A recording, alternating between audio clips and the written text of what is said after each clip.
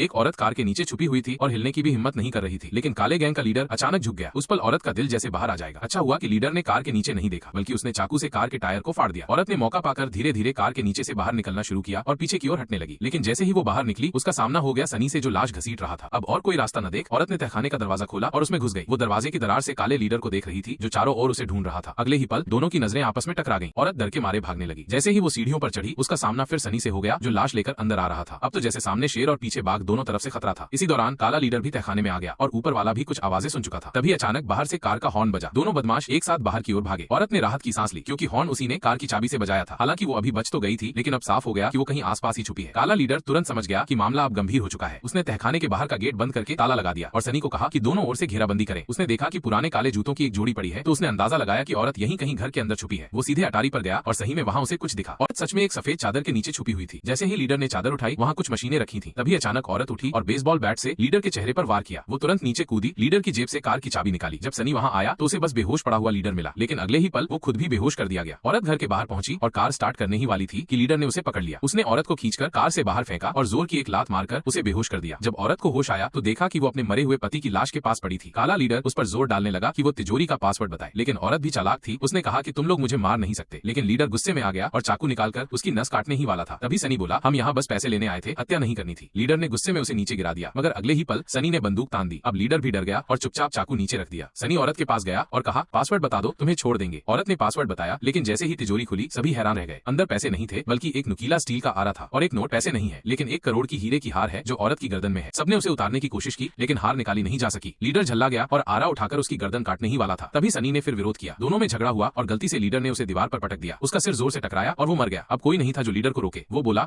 मैं तेरी गर्दन काटूंगा और अपने भाई की लाश के साथ रखूंगा। औरत डरी, लेकिन उसने चाकू उठाकर हमला किया, पर वो लीडर का मुकाबला नहीं कर पाई और जल्द ही नीचे गिरा दी गई। जैसे ही वो उठने लगी, लीडर ने उसकी जांघ में चाकू घोंप दिया। वो फिर जान लेने ही वाला था कि औरत ने एक फोटो फ्रेम से वार रोका, और जैसे ही उसे मौका मिला लोहे की छड़ से जोरदार वार किया। जब लीडर को होश आया तो उसने खुद को एक लाश के पास पाया। अब दोनों बुरी तरह घायल थे। औरत लंगड़ाते हुए भाग रही थी और लीडर लाश घसीटते हुए उसके पीछे था। औरत भागते हुए एक जमे हुए झील पर पहुंची। तभी लीडर ने उसके टखने पकड़ लिए और चाकू से वार करना चाहा, लेकिन चाकू बर्फ में घुस गया और बर्फ टूटने लगी। लाश पानी में गिर गई और लीडर भी। अंत खत्म हुआ समझो, पर लीडर ने औरत को फिर पकड़ लिया और दोनों पानी में गिर गए। लीडर उसे डुबोने लगा, लेकिन औरत ने चाकू निकाला और उसकी आंख में घुसेड़ दिया। औरत ने बर्फ की सतह काटी और पूरी ताकत से बाहर निकल आई।